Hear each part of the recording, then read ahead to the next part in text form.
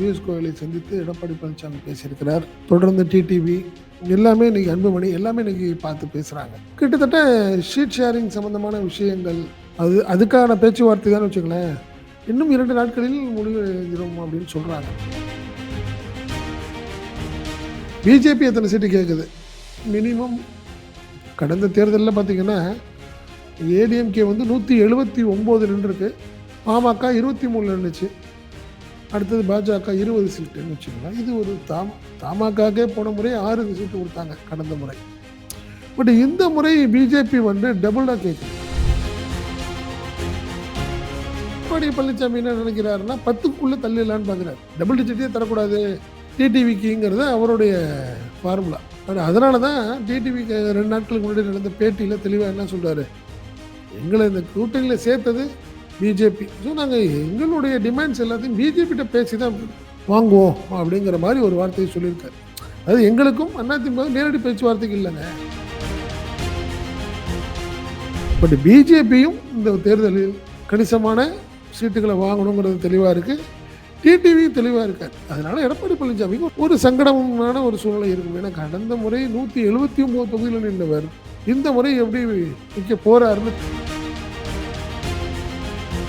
NDA அதில் தெளிவாக இருக்குது. அதாவது பிஜேபி தெளிவாக இருக்குது, இது என்டிஏ கூட்டணி, அதிமுக இது சம்மந்தம் இல்லை. ஸோ என்டிஏக்கு வந்து நான் ஆஃபீஸ்லாம் போடலை, அப்போ நான் தங்கியிருக்கேன் ஹோட்டலுக்கு எல்லாம் வந்துருங்கிற மாதிரி தான் அவங்க தெளிவாக பண்ணிக்கிட்டு இருக்காங்க. சும்மா எடப்பாடி பழனிசாமி தான் சொல்லிகிட்டே இருக்காரு, நான் தான் முதல்வர் வேட்பாளர், எங்கள் தலைமையில் தான் கூட்டணி. ஏங்க பலமுறை சொல்கிறேன், தெளிவாக சொல்லிட்டு தானே போனார்.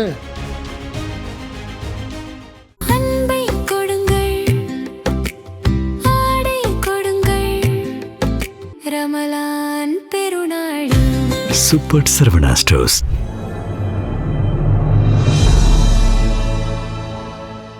தமிழ் நியூஸ் நேயர்களுக்கு வணக்கம். இன்றைய நேர்காணலில் நம்முடைய இருப்பவர் தமிழ் நியூஸ் ஆசிரியர் மற்றும் பத்திரிகையாளர் திரு செந்தில் சார். சார் வணக்கம். வணக்கம். வணக்கம் சார். திரு பாரத பிரதமர் மோடி அவர்கள் தமிழகம் வருகை தந்திருந்தார். புதுச்சேரியில் விடுத்துவிட்டார் தன்னுடைய அந்த மீட்டிங்கை. இன்றைய தினம் தற்போது தமிழகத்திலும் மதுரையிலும் வந்து அவருடைய ஒரு மீட்டிங் வந்து இருக்கு. இதுல சீட் ஷேரிங் வந்து இந்த சமயத்தில் பேசப்படும் என்று எதிர்பார்க்கப்படுகிறது. ஏற்கனவே நயினார் நாகேந்திரனும் சொல்லியிருந்தார், பிரதமருடைய வருகைக்கு பிறகு நாங்கள் வந்து சீட் ஷேரிங்கை வந்து சுமூகமாக முடிச்சிருவோம் அப்படின்னு சொல்லியிருந்தாரு. ஸோ இன்று காலையில் கூட திரு எடப்பாடி பழனிசாமி மற்றும் பியூஷ் கோயல் ஆகியோர் சந்தித்து பேசியதாகவும் தகவல்கள் கிடைக்க வருகிறது.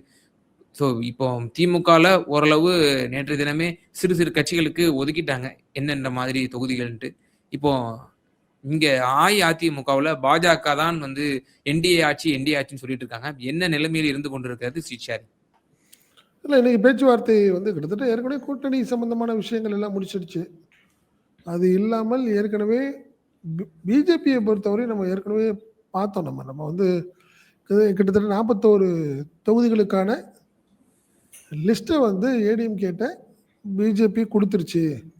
பியூஷ் கோயல் ஃபஸ்ட்டு முறை இருக்கும்போது ஏற்கனவே கொடுத்தாரு. அந்த இதில் தான் பார்த்தீங்கன்னா கோயில் நகரங்கள்லாம் வந்து கேட்டாங்க அப்படின்னா நம்ம ஒரு தகவல் சொன்னோன்னு வச்சுக்கல. பட் இன்று மீண்டும் மதுரையில் பிரதமர் நிகழ்ச்சிக்காக வந்திருந்த பியூஷ் கோயலை சந்தித்து எடப்பாடி பழனிசாமி பேசியிருக்கிறார். தொடர்ந்து டிடிவி எல்லாமே இன்னைக்கு அன்புமணி எல்லாமே இன்னைக்கு பார்த்து பேசுகிறாங்க. கிட்டத்தட்ட ஷீட் ஷேரிங் சம்பந்தமான விஷயங்கள் அதுக்கான பேச்சுவார்த்தை தான் வச்சுங்களேன். இன்னும் 2 நாட்களில் முடிவு எழுதிடும் அப்படின்னு சொல்கிறாங்க. அதாவது அதிமுக கூட்டணியில் பேச்சுவார்த்தை இருந்து. பட் நீங்கள் திமுக காங்கிரஸ் மட்டும்தான் அங்கே குழப்பமான ஒரு சூழ்நிலை இருந்தது. திமுக கூட்டணியில் காங்கிரஸ் இது தொடருமா இல்லையா, டிவிக்கே போயிடுமா? காரணம் என்னென்னா அதிகாரத்தில் பங்கு, ஆட்சியில் பங்குன்னு காங்கிரஸ் கேட்டுச்சு. அதுக்கப்புறம் எங்களுக்கு மினிமம் 40 சீட்டாவது கொடுங்கன்னு கேட்டுட்டு இருந்தது. இந்த விஷயங்கள் தான் பேச்சுச்சு. பட் திமுக தரப்பில் தெளிவாக திமுக மேலிடம் காங்கிரஸ் மேலிடத்துக்கு ஒரு தகவல் சொல்லிட்டாங்க, அதிகாரத்தில் பங்கு ஆட்சியில் பங்குங்கிறது வேலை இல்லை அப்படின்னு சொல்லிட்டாங்க. அதே மாதிரி நீங்கள் நினைக்கிற மாதிரி எடுத்தோடனே 40 எல்லாம் கொடுக்க முடியாது, இந்த முறை எங்களுக்கு ரொம்ப டைட்டாக இருக்கு அப்படிங்கிற சில விளக்கங்களை சொன்னதின் அடிப்படையில் இப்போ பேச்சுவார்த்தை தொடர்ந்து நடந்துக்கிட்டு இருக்கு. அநேகமாக நாளை மறுநாள் முடிவடைந்துடும். காரணம் என்னென்னா 25 28 அப்படிங்கிற ஒரு சூழ்நிலை ஓடிக்கிட்டு இருக்கு காங்கிரஸில். பட் அதே சமயம் அதிமுக கூட்டணியில் இன்றைக்கி தான் ஆரம்பிக்குது இந்த பஞ்சாயத்துன்னு வச்சுங்களேன். காரணம் என்னென்னா கடந்த 2021 தேர்தல் வந்து வேறு மாதிரி இருந்தது. நல்லா பார்த்தீங்கன்னா 4 முனை போட்டி அப்போ அதிமுக கூட்டணி தனி, அதில் பாஜக இருந்தது. திமுக கூட்டணி வழக்கமாக இங்கே இருந்த இதே ஸ்ட்ராங்கான ஒரு கூட்டணி. பட் அதுக்கப்புறம் பார்த்தீங்கன்னா, மக்கள் நீதி மையம் தனியாக ஒரு கூட்டணி. அவங்க ஒரு ஆட்டோமேட்டிக்காக அவங்க சாமாக்க, ஐஜேகே அப்படின்னு அவங்க ஒரு தனி கூட்டணியாக இருந்தாங்க. அதே மாதிரி பார்த்தீங்கன்னா அமமுக அது ஒரு தனி அமைப்பு. அது அவங்க வந்து என்ன பண்ணாங்க, அவங்களும் தேமுதிகவும் ஒன்றா அவங்க கிட்டத்தட்ட 4 முனை போட்டியாக இருந்ததுன்னு வச்சுக்கோங்களேன். இன்னும் சொல்ல போனால் நாம் தமிழரை பார்க்கும்போது 5 முனை போட்டி கடந்த தேர்தல் 2021 தேர்தலில் நிலைமை அப்படி இருந்தது. பட் இந்த முறை அப்படி கிடையாது. பார்த்தீங்கன்னா 4 முனை போட்டி ஆயிருக்கு. திமுக கூட்டணி தனி, அதிமுக கூட்டணி, இப்போ புதுசாக விஜயுடைய டிவிகே, அது இல்லாமல் நாம் தமிழர், இப்படி ஒரு சூழ்நிலை தான். கடந்த தேர்தலில் பிரிந்திருந்த 4 முனை போட்டியாக இருந்தது. அந்த கட்சிகள் எல்லாம் ஒன்றா சேர்ந்து இருமுனை போட்டியாக வந்திருக்கு, இந்த முறை வந்திருக்கு. காரணம் என்னென்னா, அமமுகவும் தனியாகவே இருந்தது, அமமுகவும் தேமுதிகவும் இருந்தது. அமமுக வந்து அதிமுக கூட்டணிக்கு போயிடுச்சு, தேமுதிக டிஎம்கே கூட்டணிக்கு வந்துருச்சு.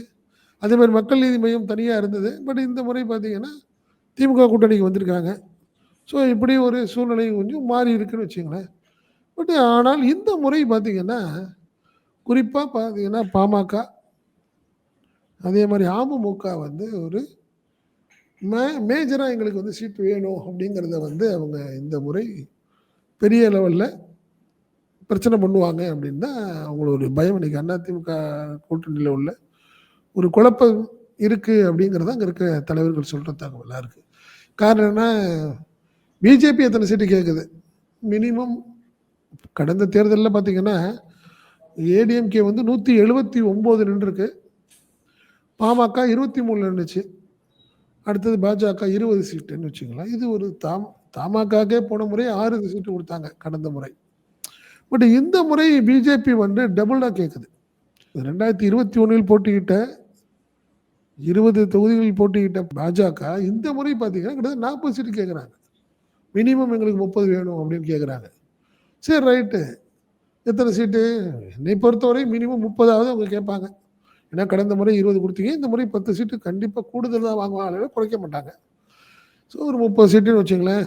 பாமக கடந்த முறை 23, அவங்க இந்த முறை என்ன சொல்லிட்டாங்க, 20ஆவது கொடுங்க, கொடுத்தாகும். என்ன காரணம்னா அவங்கள்ட்ட தான் இன்றைக்கி பாமகங்கிற பேராக இருக்கட்டும், சின்னமும் அவங்கள்ட்ட தான் அன்புமணிகிட்ட வந்துருச்சு. ஸோ நீங்கள் அதுக்கு மேலே அவர்கிட்ட குறைக்க முடியாது. என்ன ஒரு விஷயம் சொல்கிறாங்கன்னா, அன்புமணிக்கு ஒரு ராஜ்யசபா கொடுக்கறதுனால ஒரு 6 சீட்டு குறைச்சிக்கலாம். அப்படி பார்க்கும்போது ஆமாம், ஒரு 6 சீட்டு குறைச்சிக்குவார் எடப்பாடி பழனிசாமி. அப்படி பார்க்கும்போது ஒரு 16-17 தொகுதியிலாவது அவர் நிற்பார். யார், பாமக நிற்கும். சரி, அதே அளவுக்கு எனக்கு வேணும் அப்படிங்கிறது தான் இன்னைக்கு டிடிவியோட பெரிய டிமாண்ட். ஏன்னா அவர் கடந்த தேர்தலில் பார்த்தீங்கன்னா 161 தொகுதிகளை போட்டிட்டார். வாங்கினாரு. ஆமாம், ஆனால் கடந்த முறை வந்து 161 தொகுதிகளில் வந்து 2021 நின்றுருக்கார். ஸோ அந்த முறை அதனால இவர் எடப்பாடி பழனிசாமி என்ன நினைக்கிறாருன்னா 10க்குள்ளே தள்ளிடலான்னு பார்க்குறாரு. டபுள் டிஜிட்டே தரக்கூடாது டிடிவிக்குங்கிறது அவருடைய ஃபார்முலா. பட் அதனால தான் டிடிவிக்கு 2 நாட்களுக்கு முன்னாடி நடந்த பேட்டியில் தெளிவாக என்ன சொல்கிறாரு, எங்களை இந்த கூட்டணியில் சேர்த்தது பிஜேபி. ஸோ நாங்கள் எங்களுடைய டிமாண்ட்ஸ் எல்லாத்தையும் பிஜேபிகிட்ட பேசி தான் பெற்றுவோம், வாங்குவோம் அப்படிங்கிற மாதிரி ஒரு வார்த்தையை சொல்லியிருக்காரு. அதாவது எங்களுக்கும் அதிமுக நேரடி பேச்சுவார்த்தைக்கு இல்லைங்க அப்படின்னு சொல்கிறாங்க. ஆனால் என்னதான் இருந்தாலும் எடப்பாடி பழனிசாமி டிடிவியை ஒரு ஓரத்தில் தான் வைப்பார். டிடிவியோடைய வளர்ச்சி அவருக்கு பெரிய லெவலில் விரும்ப மாட்டார். ஒரு காலத்தின் கட்டாயமாக அவர் சேர்த்துக்கிட்டாரே ஒழிய, ஆனால் அதிமுகலாம் கிட்டத்தட்ட நல்லா பார்த்துட்டிங்கன்னா ஒரு விஷயத்தை நம்ம புரிஞ்சுக்கணும். அதிமுகவில் இருந்த ஆட்டோமேட்டிக்காக நீங்கள் சசிகலா தனி அமைப்பை கிட்டத்தட்ட ஆரம்பிச்சிட்டாங்க, அது முடிஞ்சிருச்சு. ஓபிஎஸ் திமுகவுக்கு வந்துட்டார். ஸோ இனிமேல் அதிமுக மிக நெருக்கமாக இருக்கிறது இப்போதைக்கு டிடிவி மட்டும்தான். இன்னும் சொல்ல போனால் டிடிவியை வந்து பிஜேபி எதற்காக இந்த என்டிஏக்கு கொண்டாந்தது அப்படின்னா, இவருக்கு எடப்பாடி பழனிசாமிக்கு ஆல்டர்னேட்டிவாக அவரை ஒரு டார்ச்சர் பண்ணுறதுக்கு ஒரு ஆள் வேணும் அப்படிங்கிறதுனால தான் அவரை கொண்டாந்தாங்க அப்படிங்கிறது தான் ஒரு தகவல். ஆரம்பத்துலேருந்து இந்த தகவல் சொல்கிறாங்க. குறிப்பாக சொல்கிறாங்க, இந்த தேர்தலில் என்டிஏ ஒரு பெரிய அளவில் வெற்றி பெறவில்லை என்றால் எடப்பாடி பழனிசாமியோடைய எதிர்காலம் ஒரு கேள்விக்குறிதான். அப்படி பார்க்கும்போது டிடிவியை வச்சு ஏதாவது மேஜிக் வேலையெல்லாம் காட்டும் பிஜேபி. ஸோ அது வந்து எடப்பாடி பழனிசாமிக்கு நல்லாவே தெரியும். புரியுதுங்களா? அவர் வந்து டைரெக்டாகவே பேசலை. நீங்கள் என்டிஏ கூட்டணியெல்லாம் நீங்கள் வச்சுக்கோங்க அவரை அப்படின்னு சொல்லி தான் அவர் ஒதுக்கியே தான் வச்சுருக்காரு. யாரை? டிடிவி இன்னும் கூட ஒதுக்கி தான் வச்சுருக்காரு. ஆனால் டிடிவி தெளிவாக எனக்கு 15 சீட்டாவது குறைய கொடுக்கக்கூடாது, எனக்கு அவசியம் வேணும் அப்படிங்கிறது அவருடைய டிமாண்டு. ஸோ அதனால் அதிமுக கூட்டணியில் ஒரு குழப்பம் ஆரம்பிச்சிருச்சு. புரியுதுங்களா? நீங்கள் வந்து அன்புமணி ரைட்டு 16, 17 ஓகே சொல்லிடுவார். நான் ராஜ்யசபா கொடுக்கறதுனால அவர் சரண்டர், அவருக்கு ஒன்றும் பிரச்சனை கிடையாது. பட் பிஜேபியும் இந்த தேர்தலில் கணிசமான சீட்டுகளை வாங்கணுங்கிறது தெளிவாக இருக்குது. டிடிவி தெளிவாக இருக்கார். அதனால் எடப்பாடி பழனிசாமிக்கு ஒரு சங்கடமான ஒரு சூழ்நிலை இருக்கும். ஏன்னா கடந்த முறை 179 தொகுதியில் நின்றவர் இந்த முறை எப்படி நிற்க போறாருன்னு தெரியல. சார், இப்போ இந்த சீட் ஷேரிங்ல பொறுத்த வரைக்கும் இபிஎஸ்னோட கரம் தான் வலுப்பட்டு இருக்கு. ஆல்ரெடி இந்த பைஜுங் பாண்டாவை நியமிச்சிருந்தாங்க. அதன் பிறகு பியூஷ் கோயலை நியமித்ததுக்கு பிறகு பிஜேபியே வந்து அவங்களுக்கு ஏதுவான ஆட்களை போட்டாங்க. ஸோ எனிவே ஆல்ரெடி அண்ணாமலை சொன்னது போல இந்த ரெட்டை இலைக்கு ஒரு தாமரை, அது எடுபடலை. அப்புறம் அவருக்கு உண்டான முக்கியத்துவமும் எங்கும் கொடுக்கப்படலை. அவருக்கு வழங்கப்பட்ட பொறுப்பையும் வந்து அவர் துறந்தாரு. ஒரு சாதாரண ஒரு சாக்கு சொல்லி அவர் வந்து துறந்தாரு. அப்போ இங்க வந்து அப்பர் ஹேண்ட் எடுத்திருக்கிறது ஏடிஎம்கே தான். கடந்த முறையை விட ஒரு 4-5 சீட்டுகள் வேண்டுமானால் பாஜகவுக்கு அவர் அதிகமாக கொடுப்பாரு. அவர் ரொம்ப ரஃப் அண்ட் டஃபா வந்து பார்கெனிங்ல இருப்பாரு இபிஎஸ் அப்படின்னு சொல்லப்படுது. கடந்த சட்டமன்ற தேர்தலில் கூட என்னுடைய நினைவு சரியாக இருந்தால் இரு தலைவர்களும் பரஸ்பரமாக பேசி தங்களுடைய முடிவுகளை அறிவிக்கவில்லை. லெட்டர் பேட் மட்டும் தான் வெளியே வந்துச்சு. அப்படிதான் ஒரு சீட் ஷேரிங். கரெக்ட், அதெல்லாம் வேற. பட் இந்த முறை அப்படி கிடையாது. எடப்பாடி பழனிசாமி நினைத்தது போல் நடக்கிறதுக்கான வாய்ப்பு இல்லை. அவரை வந்து என்ன விரும்பினாரு? சசிகலாவையும் ஓபிஎஸ்ஸையும் கொண்டாந்துடக்கூடாதுங்கிறதுல தெளிவாக இருந்தார். பிஜேபி ஒத்துக்கிட்டாங்க.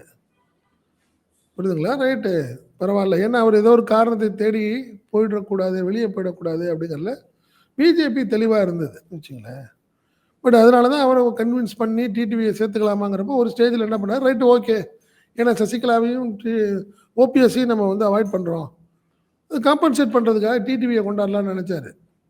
அன்ஃபார்ச்சுனேட்டாக வந்து பார்த்தீங்கன்னா ஓபிஎஸ் திமுக போயிடுச்சு. சசிகலா தனி கட்சி ஆரம்பிச்சிட்டாங்க. அது டிடிவியோடைய அண்ணா திமுகவில், அது என்டிஏல கொண்டாந்த பர்பஸே இல்லாமல் போயிடுச்சு. அது வேற. புரியுதுங்களா? நீங்கள் சசிகலா வந்து நீங்கள் வேற மாதிரி பிரச்சாரம் பண்ணாங்கன்னா சவுத் அண்ட் டெல்டாவில் வந்து கண்டிப்பாக கணிசமான வாக்குகள் பிரியும். அது வேற விஷயம். பட் ஆனால் நீங்கள் சீட் ஷேரிங்கில் எடப்பாடி பழனிசாமி நினைத்தது போல் நடக்காதுன்னு.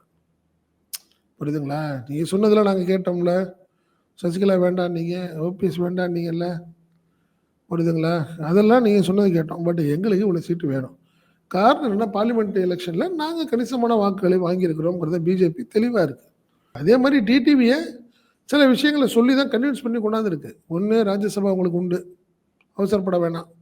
அதே மாதிரி எலெக்ஷன் முடிஞ்ச உடனே நிறைய மாற்றங்கள் இருக்கும் அதிமுக தரப்பில். அப்போ உங்களுக்கு சில விஷயங்கள் கேரண்டியாக நாங்கள் பண்ணி தருவோம் அப்படின்னு. ஏன்னா அவர் பேசினதெல்லாம் அமித்ஷாவோட தான் பேசிட்டு வந்தார். இப்போ நீங்கள் இங்கெல்லாம் பேசியெல்லாம் முடிக்கல. யார்? டிடிவி. அவர் டைரெக்டாக அமித்ஷாட்ட பேசி சில விஷயங்களை கேரண்டியை வாங்கிட்டு தான் வந்து உட்காந்துருக்காருன்னு வச்சுங்களேன். அதனால தான் அவர் தெளிவாக உட்காந்துருக்காரு. அதனால் நீங்கள் இந்த முறை நீங்கள் பிஎஸ் கோயில் மாற்றி பிஎஸ் கோயிலை கொண்டாந்ததுக்கெல்லாம் காரணங்கள் வேறு. அன்னைக்கு ஒரு ஸ்மூத்தான ஒரு ரிலேஷன்ஷிப்பாக வச்சுக்கணுங்கிறதுனால தான். பட் இந்த பேச்சுவார்த்தையும் போது பார்த்தீங்கன்னா அண்ணாமலை அப்படியே அவாய்ட் பண்ணியே தான் இருக்குது பிஜேபி. வேண்டாம், நீ இரு, உனக்கு டைம் இருக்குது, இப்போ வேண்டாம். ஏன்னா நீங்கள் எது சொன்னாலும் அதில் வந்து எடப்பாடி பழனிசாமி அதில் குற்றம் சொல்லிகிட்டே இருப்பார். அதனாலேயே நீங்கள் வந்து அண்ணாமலையை ஒதுக்கி வச்சுருக்குறாங்கன்னு வச்சுங்களேன். 2026 தேர்தல் பிரச்சாரம் வரைக்கும் கூட அண்ணாமலை பெருசாக இருக்க மாட்டார். ரிசல்ட்டுக்கு அப்புறம் தான் அவர் திருப்பியும் பேச்சு ஓவராக பேசுவார்னு வச்சுங்க, அது வேற. ஆனால் சீட் ஷேரிங்கில் வந்து அவ்வளோ ஈஸியாலாம் விடமாட்டாங்க எடப்பாடி பழனிசாமிங்கிறது தான் என்னுடைய பார்வையாகும். கண்டிப்பாக கடந்த முறை மாதிரி இந்த முறையும் நம்ம வந்து குறைஞ்சது ஒரு 180 + ரெட்டை இலை நின்னா தான் வந்து நாம ஏன்னா இப்ப எதிரணியில பார்க்கிறோம். திமுக கூட்டணியில ஒரு பெர்செப்ஷன் வைஸாவும் ரொம்ப பெருசா இருக்கு. இங்க பேசிக்கிட்டு இருந்தவங்கலாம் இப்ப அங்க போய் சேர்ந்துட்டாங்க. ஓபிஎஸ் அங்க போயிட்டாரு. தேமுதிக போயிடுச்சு. புதிய கட்சிகள் வந்திருக்கு. அங்க அப்படியே கோலாகலமா இருக்கு. ரொம்ப ஸ்ட்ராங்கா இருக்கிற மாரி ஒரு ஒரு தோற்றம் தருது. அப்போ இப்ப இபிஎஸ்ஸோட கருத்து என்னவா இருக்கும்? 180ல இருந்து 185 அந்த மாரி நம்ம வந்து ரெட்டையில நின்னா மட்டும் தான். போன முறையே 179 தானே. ம். அந்த முறை 20 தான் வாங்குனாங்க. யார் வாங்குனா? பாஜக. பிஜேபி வாங்குனாங்க. அதே மாரி பார்த்தீங்கன்னா, 23 தான் வாங்கியிருந்தாங்க பாமக. பாட்டாளி பெருசாலாம் யாருமே கிடையாது. புரியுதுங்களா? நீங்க யாருமே அவருக்கு பட் இந்த முறை அப்படி கிடையாது. நீங்க வந்து பாமக அங்க இருக்கு. பட் அவங்களுக்கு தான் நான் சொல்றேனே ஒரு 6, 7 சீட்டு குறைச்சுக்கலாம். 18 இல்ல 16ன்னு கூட வச்சுக்கலாம். ஒண்ணும் பிரச்சனை கிடையாது. பட் அதே சமயம் பாஜக 20 டபுளா கேட்கும். இல்ல 35யாவது முடிக்கணும்னு நினைப்பாங்க அவங்க. அதுலலாம் மாற்றம் இல்ல. நீங்க வந்து ஒரு மாவட்டத்துக்கு ஒரு தொகுதிங்கிறதாவது வேணும் அப்படின்னு நினைப்பாங்கல்ல. கட்சிய வளர்க்கணும்னு நினைப்பாங்கல்ல அவங்க. அதுலலாம் மாற்றமே இல்லையே. நீ அதே மாரி டிடிவி அவரு கடந்த முறை வந்து 161 தொகுதியில நின்றுருக்காரு. என்ன பலர் இப்ப இல்ல அவர்ட்டன்னு வச்சுங்க. அது வேற விஷயம். பட் ஆனால் மினிமம் ஒரு நீங்க வந்து டெல்டாலயும் சாதாரணமா எடுத்துங்க. திருச்சியிலேருந்து ஆரம்பிங்களேன். ம். திருச்சி, தஞ்சை, நாகை, திருவாரூர், மயிலாடுதுறை எடுத்துங்க. அதே மாரி சவுத்துல விருதுநகர்ல ஆரம்பிச்சு, நீங்க தூத்துக்குடி இது வரிசையா நிக்கலாம். ஸோ அப்படி பார்க்கும்போது ஒரு 15 மாவட்டங்கள் அவருக்கு வருது. ஒரு மாவட்டத்துக்கு ஒரு தொகுதின்னு நீங்க எடுத்துக்கிட்டீங்கன்னா கூட, நீங்க தாராளமா நீங்க வந்து 12லேருந்து 15 தொகுதி அவர் கன்ஃபார்மா கேட்பார். நீங்க தவிர்க்கவே முடியாது அவர. நீ அப்படி பார்க்கும்போது நீங்க எப்படி 180, 185 நீ எப்படி நிப்பீங்க? வாய்ப்பில்ல. இந்த முறை 179ங்கிறத கண்டிப்பா 169 அப்படிங்கிற ஒரு சூழ்நிலையில தான் ஏடிஎம்கேக்கும் இருக்கும். ஓ! ஆமா. 100% 179 129ல கண்டிப்பா ஒரு 15 சீட்டு போயிடும்ல. 20 சீட்டு கூட கூட கேட்குறாங்க பிஜேபி. ஒண்ணுமே இல்லாத ஒரு சூழ்நிலையில நீங்க ஒரு 10 சீட்டுக்கு மேல 15 சீட்டு கேட்குது அமமுக. நீ அப்படி பார்க்கும்போது ஒரு மினிமம் 20 தொகுதியாவது குறைக்க வேண்டிய கட்டாயத்துல இருக்காது. யாரு? திரு ஏடிஎம். எடப்பாடி. ஆமா. அதனால 160 இல்லன்னா அதிகபட்சம் 165 அவ்வளோதான். அதிமுகவுடைய நிலைமை. அதனால நீங்க வந்து நேத்து வரைக்கும் நீங்க எல்லாம் சந்தோஷப்பட்டுட்டு இருந்தீங்க. காங்கிரஸும் இல்ல அப்படி 70 தொகுதிகள் வந்து குடுப்பாங்களா? எது தன்னுடைய கூட்டணி கட்சிகளுக்கு? ஏன் அதுதான் நான் சொல்றேனே. வேற வழி இல்லங்கிறேன் நானு. நீங்க நல்லா இப்போ கடந்த தேர்தல்ல நீங்க பேசுங்க. அதிமுக இல்ல 179 இல்ல நான் சொல்றேன் கேளுங்களேன். பாமக 23, பிஜேபி 20, தமாக 6 மத்ததெல்லாம் பார்த்தீங்கன்னா, நீங்க தமிழக மக்கள் முன்னேற்றக் கழகம், புரட்சி பாரதம், ம். மூவேந்தர் கழகம் மத்த எல்லாமே ரெட்டையில இருந்தவங்க நின்னவங்க தான். மேஜரா ஒண்ணும் கிடையாது. பட் இந்த முறை அப்படி கிடையாதுன்றேன் நானு. சரி நீங்க இப்ப பிஜேபி எவ்வளோ வாங்கும்னு நினைக்கிறீங்க நீங்க? 20 சீட்டு. பிஜேபி 25 குடுப்பாங்களா? 25 ஆஃபர் பண்ணுவாரு. மேபி 30ல முடிவாங்களான்னு எதிர்பார்க்கப்படுது. 30, 10 கூட வருதுல்ல. ஆமா. 10 சரி அமமுகக்கு எவ்வளோ குடுக்க போறீங்க? 5 ஆல்ரெடி குடுப்பாரா? உத்தேச பட்டியல்லயே குடுத்தாங்க. 6 தான் அப்படின்ற மாரி. கண்டிப்பா ஒத்துக்க மாட்டாருன்றேன் நான். சரி நீங்க அது அவருடைய வளர்ச்சிக்கு ரொம்ப ஒரு மைனஸ் ஆயிடும்ல ஹக்கீம் அது. நீ அது வந்து ஒரு 6 சீட்டுன்னா அவருக்கு ஒரு பெரிய மைனஸ் ஆயிரும். டிடிவிக்கு வந்து ஒரு மிகப்பெரிய பின்னடைவா தான் இருக்கும். 6 அவர் எடுத்துக்கிட்டாரு, வாங்கிட்டாருன்னா, பெரிய பின்னாடி ஒரு கட்சிய கொண்டு போய் அவர் கட்சிங்க அது. பெரிய ம். கட்சி அந்த கட்சி. அந்த கட்சிய கொண்டு போய் இத்தனைக்கு ஏடிஎம்கேல வந்து நாங்க கடந்த தேர்தல்ல கிட்டத்தட்ட ஒரு 30 தொகுதிகள நாங்க வந்து அவங்களுக்கு அவங்கள நாங்க கெடுத்துருக்கிறோம். அவங்களுக்கு அவங்களுடைய வெற்றி வாய்ப்ப நாங்க குறைச்சிருக்கிறோம்னு சொல்றாங்க அவங்க. அப்படி பார்க்கும்போது அந்த அட்லீஸ்ட் பார்க்குறபோது அந்த 30 தொகுதியில ஒரு 15 தொகுதியாவது கேட்க மாட்டாங்களா அவங்க?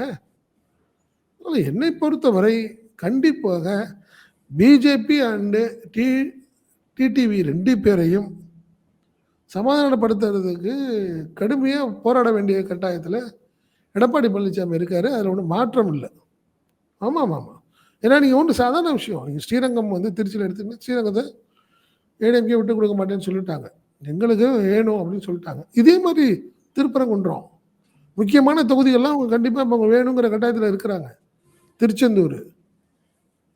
இந்த மாரி ஒரு விஷயத்துல இருக்கும்போது திருத்தணி வந்து இவருக்கு குடுத்தாகணும். ம். ஹரிக்கு தரணும் அங்க. திருத்தணி இந்த தொகுதிகள் எல்லாமே பிஜேபி கேட்டுட்டு இருக்கு. அப்படி பார்க்கும்போது எப்படி ஒத்துக்குவாங்க? கண்டிப்பா ஒத்துக்க மாட்டாங்க. அதான் சொல்றேன் மினிமம் 30 கேட்கும். டிடிவி கண்டிப்பாக ஒரு 15 கேட்பார். ஸோ 45 தொகுதிகள் வந்து ஒரு கடுமையான சிக்கல் தான் வரும். ஆனால் எடப்பாடி பழனிசாமி 10க்குள்ளே தான் குறைக்கிறதுக்கு ட்ரை பண்ணுவார். யாருக்கு? ஓ! டிடிவி. ஆமாம். அதனால மாற்றம் இல்லை. அவர் தெளிவாக இருக்கார். அவர் டிடிவி வளரக்கூடாது, வளர விடக்கூடாதுங்கிறதுல தெளிவாக இருக்கார் அவர். வளர்ந்தால் என்னைக்குனாலும் நம்மளுக்கு சிக்கலுங்கிறது அவருக்கு தெரியும் அவர். அதனால அவர் தெளிவாக இருக்கார். இப்போ பேச்சுவார்த்தை எந்த மாதிரி நடக்கும்? இப்போ திமுக அறிவாலயத்துக்கு வந்து எல்லா கட்சிகளும் பேசி முடிவு செய்றாங்க. வெளியே வந்து தங்களுடைய பிரஸ்ல வந்து சொல்றாங்க. அது திமுகவுக்கு பெரும் அட்வான்டேஜ். இவ்வளவு நாள் 3 மாசம் காங்கிரஸ் வந்து கூக்குரல் இட்டுட்டு இருந்துச்சு. கலக குரல் எழுப்பிட்டு இருந்துச்சு. ஆனாலும் அறிவாலயத்துக்கு வந்து சமாதானமா பேசிட்டு போறாங்க. அப்போ திமுக தான் வந்து அங்க வந்து தலைமை. எங்க தலைமையில தான் கூட்டணின்னு தெளிவாகுது. இங்க நம்ம பார்த்தோம் அப்டின்னா, டிடிவி தினகரன் நான் இவங்கள்ட்ட பேச மாட்டேன். அதிமுகட்ட பேச மாட்டேன். என்டிஏ தான் நான் வந்து இணைஞ்சேன் ஆமா. அப்படின்னு சொல்றாரு. அப்ப ஆமா. அவர் அஇஅதிமுக தலைமையகத்துக்கு வருவாரா? அதே போல 100% பாஜக அஇஅதிமுக தலைமையகத்துக்கு வந்து அந்த கையெழுத்து வந்து இல்ல முடியுமா? பிஜேபி தெளிவா தான் இருக்கு. எப்படி தெளிவா இருக்குன்னா பார்த்தீங்கன்னா, நீ கமலநாயகத்த கூப்பிடுறது இல்ல. நல்லா பாருங்க. நீ பியூஷ் கோயல் எந்த ஹோட்டல்ல தங்கியிருக்காரோ அங்க தான் பேச்சுவார்த்தை நடத்துறாங்க அவங்க. ஆமா. புரியுதுங்களா உங்களுக்கு? நீங்க அந்த மாரி தான் நடத்துறாங்க. ஸோ அதனால ராயப்பேட்டைக்கு போறதுக்கு யாருக்கும் வேலை இல்ல. பியூஷ் கோயல் எந்த தனியார் ஹோட்டலில் தங்குறாரோ அந்த ஹோட்டல் தான் பேச்சுவார்த்தை. அதுலலாம் ஏற்கனவே ஒரு பலவீனமான ஒரு தோற்றம் தருகிறது என்டிஏங்கிற ஒரு விமர்சனம், ஆமா, ஒரு ஆமா, பார்வை இருக்கு. இந்த ஆமா. சீட் ஷேரிங்லயும் அஇஅதிமுக தங் அவங்க வந்து டிசைட் எடுத்து குடுக்கல.